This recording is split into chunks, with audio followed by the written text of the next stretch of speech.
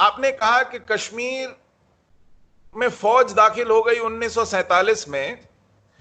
मैं आपको तारीख के हवाले से ये बताता चलूं कि जब अंग्रेजों ने देश का बंटवारा किया, सर सिरिल रैडक्लिफ ने एक रैडक्लिफ लाइन बनाई। हमारे मगरिब में और मशरिक में वो दो लकीरें खिंची, एक मगरबी पाकिस्तान, एक मशरकी पाकिस्तान। जहां मुसलमान अक्सरियत में थे वो पाकिस्तान बना हम्म। और बाकी का हिंदुस्तान बना। हम्म। लेकिन कोई 650 रियासतें थीं चौधरी साहब। जब उन रियासतों के बारे में तय करने की बात आई तो उस समय के जो हमारे लीडर थे, कायद थे, उन्होंने कहा कि चलिए वहां पर आप इंतखाबात करा लीजिए, जो जहां जाना चाहे चला जाए। तो जिन्ना साहब ने कहा था, जानते हैं क्या कहा था? कि साहब क्या हिंदुस्तान और पाकिस्तान इंतखाबात करा के हुआ है, रायशुमारी करा के हुआ है? कहा नहीं। कैसे हुआ है? कि अंग्रेज हुक्मरान हैं, अंग्रेज रानी ने सर सिरिल रैडक्लिफ कमीशन बनाया, उसने अपनी मर्जी से लाइन खींच दी, सेंसस रिपोर्ट मंगा के। वो तो हिंदुस्तान आया भी नहीं, लंदन में बैठे बैठे नक्शे पे लाइनें खींच दी। क्यों? क्योंकि वो सॉवरेन पावर है। तो अगर ब्रिटिश इंडिया का पार्टीशन सॉवरेन पावर अपनी मर्जी से करता है, तो रियासतों को अपनी मर्जी से तय करने दीजिए कि वो कहां जाएंगे। उन पर अपनी जमहूरियत क्यों थोपते हैं? तो कांग्रेसी लीडर जो थे वो फटाफट कह रहे थे कि ये मामला निपटे, मान गए। जिन्ना साहब जानते हैं ये ऐसा क्यों कह रहे थे? ये वकील तो थे, अच्छी दलील दे लेते थे, लेकिन उन्हें ये मालूम था कि हिंदुस्तान में ऐसे बहुत से नवाब हैं, ऐसे बहुत से निजाम हैं, ऐसे बहुत से राजा हैं जो हैं तो मुसलमान, लेकिन उनके नीचे जो रियाया रह रही है वो ज्यादातर अक्सरियत में हिंदू है। अगर आप हिंदू रियाया से पूछेंगे तो वो हिंदुस्तान कहेंगे, लेकिन अगर आप उन्हीं नवाबों और निजामों से पूछेंगे जो मुस्लिम लीग की फंडिंग करते हैं तो वो पाकिस्तान मांगेंगे। तो इसलिए ये हक, हक इरादियत नवाबों और निजामों को दिया जाए, ये तारीख में दर्ज है साहब। इसीलिए चाहे वो जूनागढ़ का नवाब हो, चाहे भोपाल का नवाब हो, चाहे निजाम हैदराबाद हो, इन सब ने सपने देखने शुरू कर दिए थे कि हिंदुस्तान के पेट में आधा दर्जन पाकिस्तान बनाएंगे। दाएं और बाएं तो पाकिस्तान है ही। तब जिन्ना साहब से पूछा गया था कि साहब ये जो आपने जुआ खेल लिया है, ये ठीक इसके उलट कश्मीर में है। वहां राजा हिंदू है और अक्सरियत मुसलमानों की है, तो कहीं कश्मीर को आपने दांव पे तो नहीं लगा दिया? तो ये जिन्ना साहब का कहना था कि कश्मीर का सेब तो मेरी जेब में है। लोगों ने पूछा कैसे, तो उन्होंने कहा 3 वजह से। जहां पर 70% अक्सरियत मुसलमानों की हो, हिंदुस्तान कैसे रख लेगा उसको जबरदस्ती? दूसरा, वो पाकिस्तान के बॉर्डर के साथ है, हम तो कभी भी घुस के कुछ भी कर लेंगे। लेकिन हैदराबाद तो बड़ी दूर है, भोपाल जूनागढ़ बहुत दूर है, कोल्हापुर बहुत दूर है, आरकोट बहुत दूर है, वहां तो फौजें नहीं जा सकती। इसलिए वहां के नवाबों और निजामों को इसके लिए दुरुस्त करना पड़ेगा। और तीसरी बात उन्होंने कही कि कश्मीर, जम्मू कश्मीर रियासत के जितने भी सड़क के रास्ते हैं वो पाकिस्तान होकर के जाते हैं। श्रीनगर, बारामूला, उड़ी, मुजफ्फराबाद होते हुए रावलपिंडी निकलता है, जम्मू रणबीर सिंहपुरा होते हुए सियालकोट निकलता है। जम्मू कश्मीर अपनी रसद, अपने नमक, यहां तक के मिट्टी के तेल के लिए पाकिस्तान पर डिपेंडेंट है। तो कहां जाएगा जम्मू कश्मीर, यह सोचा था उन्होंने। लेकिन जब सरदार पटेल ने इन सब नवाबों निजामों को ठीक कर लिया, समझाकर, बुझाकर, मनाकर, तो जिन्ना साहब को लगा कि अब कश्मीर भी कहीं हाथ से ना जाए, तो इन्होंने महसूद पठानों को, जो उस वक्त इस्कंदर मिर्जा की निगरानी में थे, गवर्नर थे वो फ्रंटियर के, बाद में आपके सदर रियासत बने पाकिस्तान के, उनके साथ बातचीत करके रवाना कर दिया कबायलियों को कश्मीर। जाओ, माले गनीमत बहुत है, लूट के आओ। और साथ में अपने फौजी लगा दिए। मेजर अकबर खान, उन्होंने तो किताब लिखी है कि मैंने कश्मीर में कैसे जंग लड़ी। आप ही की पाकिस्तान फौज के मेजर थे, बाद में ब्रिगेडियर रिटायर हुए, उनकी किताब पढ़ लीजिए।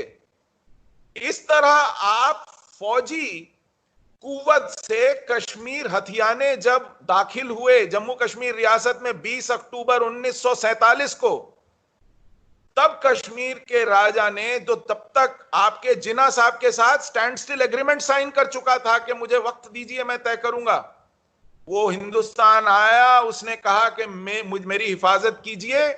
हिंदुस्तान ने कहा कि आप हमारा हिस्सा नहीं है, हमारी फौजें आप तक नहीं जा सकती, तो उसने कहा लीजिए, एक्सेशन किया, अब तो मैं आपका हिस्सा हूं, अब हिफाजत कीजिए। तो हिंदुस्तान की फौजें जम्मू कश्मीर दाखिल हुई, उन कबायलियों को, उन पाकिस्तानी फौजियों को जो सादी वर्दी में कबायलियों के साथ घुल मिलकर घुसे थे कश्मीर, और वो कत्लो गारत का सिलसिला जो पुंछ में देखा गया, बारामूला में देखा गया, मुजफ्फराबाद में देखा गया, कोटली में देखा गया, मीरपुर में देखा गया, राजौरी में देखा गया, दिल दहला देने वाला है।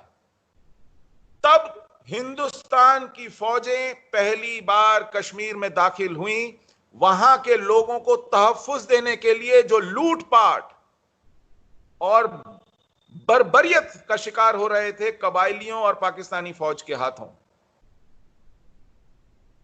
इंडिया इंडिपेंडेंस एक्ट के तहत वहां का राजा इस बात के लिए जिम्मेदार था, यह उसकी आजाद हक था कि वो कहां जाए। उस हक का इस्तेमाल करते हुए उसने एक्सेशन साइन किया भारत के साथ। लॉर्ड माउंटबेटन ने उसको साइन किया, किसी हिंदुस्तानी ने साइन नहीं किया, अंग्रेज ने साइन किया। चलिए, लेकिन क्योंकि आप हमलावर थे और हमारे नेहरू साहब को कुछ शौक चल रहा था, यूनाइटेड नेशंस का नया नया यूनाइटेड नेशंस बना था दूसरी जंग अजीम के बाद, तो उन्होंने कहा चलिए जंग बहुत लड़ ली, 1.25 साल जंग चली गई। शेख अब्दुल्ला ने भी समझाया कि साहब मेरी जो बात मानते हैं वो कश्मीरी बोलने वाले कश्मीरी हैं जो घाटी में रहते हैं, चौधरी हमीद साहब जैसे लोग मेरी बात नहीं मानते जो उस तरफ रहते हैं, तो उन्हें वही रहने दिया जाए और हमारे पास जितना है उतना रख लिया जाए। तो नेहरू साहब ने भी हमारी बढ़ती हुई फौजों को जो खदेड़ रही थी, कबायलियों को भी और पाकिस्तान फौज को भी, आपको मालूम होगा पाकिस्तानी फौजें कबायली श्रीनगर तक घुस गए थे, सही कह रही, उनको वापस खदेड़ रही थी, बढ़ती हुई फौजों के कदम रोक लिए गए। 1 जनवरी 1949 को एक तरफा सीज फायर ऐलान करके हम लोग यूएन गए थे, इस उम्मीद से कि यूएन एक ईमानदार फैसला देगा। दिक्कत यह थी कि पाकिस्तान पैदा होते ही अंग्रेज और अमेरिका की गोद में जाके बैठ गया। पाकिस्तान सिएटो, सेंटो, बगदाद पैक्ट, इन सब का हिस्सा बन गया कोल्ड वॉर में। तो उन सब लोगों को लगा कि ये हमारा ही पाला पोसा बनाया हुआ मुल्क है, हमारे लिए हमेशा फर्मा बरदार रहता है, हमारी फौजें, हमारा असला, हमारी हर नखरे को उठाता है। तो पाकिस्तान के हक में यूएनओ में जितना कुछ कवायद की जा सके करें। उसमें भी जो रेजोल्यूशंस आए, चौधरी साहब आप तो काफी मारूफ हैं, आपने पढ़े होंगे, उसमें 4 शर्तें थी। पहली शर्त थी कि पाकिस्तान एक हमलावर मुल्क है, वो अपनी फौजें हटाएगा। दूसरी शर्त थी कि हिंदुस्तान भी अपनी फौजें हटाएगा लेकिन उतनी रखेगा जितनी वहां पर इंतजामिया के लिए जरूरी है। तीसरी शर्त थी कि उसके बाद वहां पर रायशुमारी होगी। पाकिस्तान ने ही इन रेजोल्यूशंस को सबसे पहले रिजेक्ट किया, कहा हम अपनी फौजें नहीं हटाएंगे। ये इसी सिलसिले में चलना था।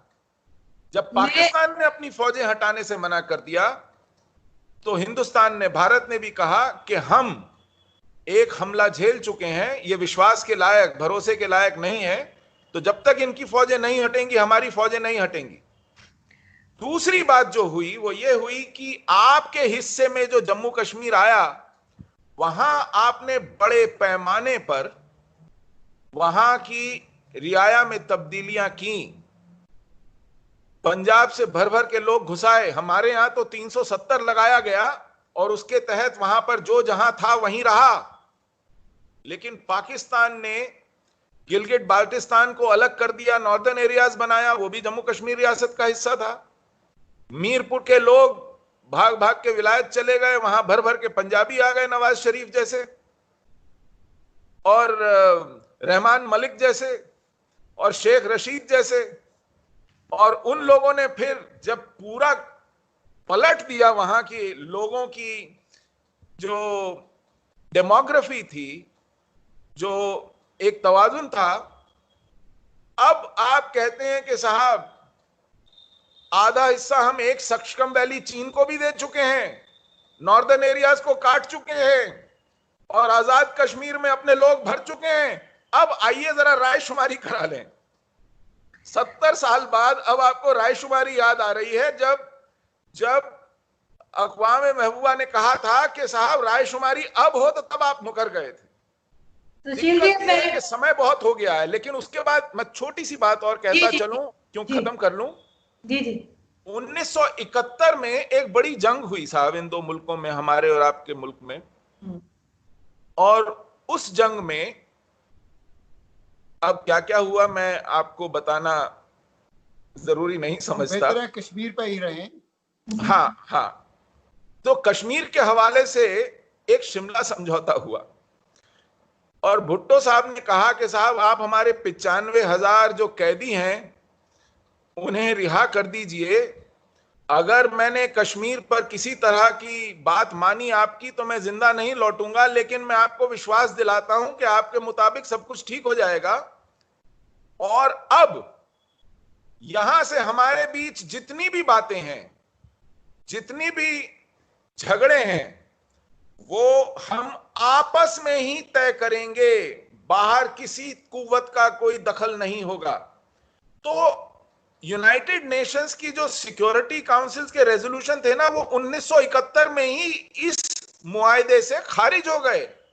लेकिन आप लोगों ने रट छोड़ी नहीं, तो 2009 में कोफी अन्नान ने फॉर्मली कहा कि अब उन रेजोल्यूशंस की कोई वुकत नहीं रही है, क्योंकि उसके बाद बहुत पानी बह चुका है, सिंध में भी, जेहलम में भी और सतलज में भी और रावी में भी। तो अब थोड़ा होश के नाखून करने की जरूरत है। हाँ, ये माना जा सकता है कि जम्मू कश्मीर में मुसलमानों की अक्सरियत है, तो तब मान जाते कि जहां जिसकी अक्सरियत है वहां पर जमहूरियत के हिसाब से रायशुमारी करके कर लें। लेकिन जिन्ना साहब को तो थोड़ा बड़ा केक दिख रहा था हैदराबाद में, जूनागढ़ में, भोपाल में, तब माने नहीं। और जब अपनी तरफ से बाजी निकल गई तो अब कह रहे हैं कि नहीं, जम्मू कश्मीर मुसलमान अक्सरियत थी, पाकिस्तान आनी चाहिए थी, पाकिस्तान आना चाहिए था। तो ऐसे नहीं होता कि चित भी मेरी, पट भी मेरी, अंटा मेरे बाप का, ऐसे होता नहीं है। और हमने तो कभी भी टू नेशन थ्योरी को माना नहीं था। हमने तो हमेशा कहा था कि देश का बंटवारा नहीं होना चाहिए। लेकिन अगर आप कहते हैं कि टू नेशन थ्योरी के ही हिसाब से कश्मीर वहां जाना चाहिए, तो मैं सिर्फ एक छोटी सी बात कहूंगा आपसे, क्योंकि हम एक सेक्युलर मुल्क हैं। टू नेशन थ्योरी का बंटवारा अब भी आप सेक्युलर हैं? जी हाँ, जी हाँ, हमारे आईन में लिखा है कि हम सेक्युलर हैं। वो आईन आर्टिकल 370 और A35 के बाद बदल चुका है। नहीं नहीं नहीं, सेक्युलरिज्म वहीं का वहीं है। अब सेक्युलरिज्म वहीं का वहीं है। आपको सब बातों का जवाब कमेंट ले लेती हूं पहले पंडित जी, फिर मैं आपकी तरफ बात पूरी कर लूं। अगर बंटवारे के ही प्रिंसिपल को माना जाता तो सब मुसलमानों को पाकिस्तान मुल्क मिल गया था, उन्हें हिंदुस्तान खाली करके चले जाना था। हमने कहा कि नहीं, हम सेक्युलर मुल्क हैं, आप यहां रहें। और आज अल्लाह के फजल से आपसे ज्यादा मुसलमान हमारे यहां हैं। हमने उन्हें रखा है क्योंकि हमने टू नेशन थ्योरी को रिजेक्ट किया है। लेकिन अगर आज भी आप कहते हैं कि नहीं नहीं नहीं, उसी थ्योरी के आधार पर, बिना पर हमको कश्मीर चाहिए, हालांकि मैं इस बात के लिए किसी ने ऑथराइज नहीं किया है, लेकिन अगर आप टू नेशन थ्योरी को ही इंसिस्ट करते हैं कि नहीं वैसी ही इंप्लीमेंट होनी चाहिए, तो क्या कश्मीर के साथ आप हिंदुस्तान के 20 करोड़ मुसलमानों को रेलवे में भर भर के लेंगे पाकिस्तान के अंदर? टू नेशन थ्योरी मुकम्मल करेंगे? कि ये वही मुसलमान हैं जिन्होंने 1000 साल तक इसी हिंदुस्तान पे हुकूमत की। कोई एक वाकया भी आप बता दें कि किसी हुक्मरान ने रिलीजियसली हिंदुओं के साथ कोई जुल्म किया हो या सिखों के साथ कोई जुल्म किया हो। आप ये जो जितनी चीजें बातें आप कर रहे हैं ना, औरंगजेब नाम का बादशाह हुआ था साहब, सिर्फ एक नाम ले रहा हूं अभी। देखें, मैं उसी औरंगजेब आलमगीर की बात आपको बता रहा हूँ। आपके प्रोफेसर हैं जो लेक्चर दे रहे थे, हिंदू हैं अपनी यूनिवर्सिटी में, वो कहते थे कि औरंगजेब आलमगीर के साथ एक फौज जा रही थी, ट्रैवल कर रही थी, जिसका जनरल एक हिंदू था, और वो वहां पे किसी जगह पे उनका पड़ाव हुआ। वहां पे बहुत बड़ा मंदिर था नजदीक, वो हिंदू ख्वातीन थी वो जो चली गई वहां पे पूजा करने के लिए। जब वो वापस ना आई तो उनकी ये हकीकत है, ये जो मैं कह रहा हूँ मैं कोई बना नहीं रहा, ये हकीकत है। जब वो वापस ना आई तो पता किया गया कि वो किधर गई। ढूंढने पे वो बेसमेंट पे आदमोई ख्वातीन मिली दो, उनको लेके आई। पता क्या चला कि वहां पे जो भी स्वामी था या पंडित था, ये जो कुछ भी जो आपका रिलीजियस प्योरा था, उसने उनको वहां पे रेप किया, जिस पर उसको फांसी दी गई। ये मैं आपके एक स्कॉलर की बात बता रहा हूँ। तो औरंगजेब का पीरियड जो, आप इसमें कोई शक नहीं कि औरंगजेब एक स्ट्रेट फॉरवर्ड किस्म का रूलर था। औरंगजेब के साथ ये भी मंसूब किया जाता है कि उसके जितना अमन रियासत में उसके वक्त पर रहा है, पूरे बाकी के जितने भी मुगल हैं किसी का नहीं रहा। कहने का मतलब ये है जो चीज आप कह रहे थे ना, मैं उसका चीज का जवाब देना चाह रहा हूँ। चौधरी साहब, मैं सिर्फ 3 किताबें आपको बताऊंगा, और ये हिंदुओं की लिखी हुई नहीं है। एक है तारीख हसन, ये कश्मीर, हसन कोई हामी है, उसने लिखी है तारीख हसन। मैं कश्मीर का हूं इसलिए बता रहा हूं आपको। और 2 किताबें हैं, मैं नाम ले रहा हूं। दूसरी किताब है तौफतुल अहबाब, ये फारसी में है। तीसरी किताब है बहरिस्तान शाही, ये तीनों कश्मीर के बारे में है। खुदारा उनको पढ़ लीजिए, क्योंकि आपको कश्मीर की हवा नहीं है। आप तारीख कहीं पे भी नहीं बताती कि जब मुसलमानों ने 1000 हुकूमत की है, वहां पे रिलीजियसली हिंदुओं पे जुल्म हुआ, ईसाइयों पे जुल्म हुआ या सिखों पे जुल्म हुआ। ये तारीख में कहीं भी नहीं मिलता। ये जुल्म कहां से स्टार्ट हुआ? किसी दिन हिंदुस्तान आना हुआ हो ना, हिंदुस्तान जब आना हुआ हो, आप कभी आप आए इंशाअल्लाह, आपका बहुत बहुत खैर मकदम है। आऊंगा दिल्ली के 100 किलोमीटर रेडियस में, 100 किलोमीटर रेडियस में दिल्ली के, आप कोई 100 साल पुराना, सिर्फ 100 साल पुराना मंदिर दिखा दीजिए, मैं आपको 800 साल पुरानी मस्जिद दिखा सकता हूं। कुछ भी नहीं ऐसा हो रहा।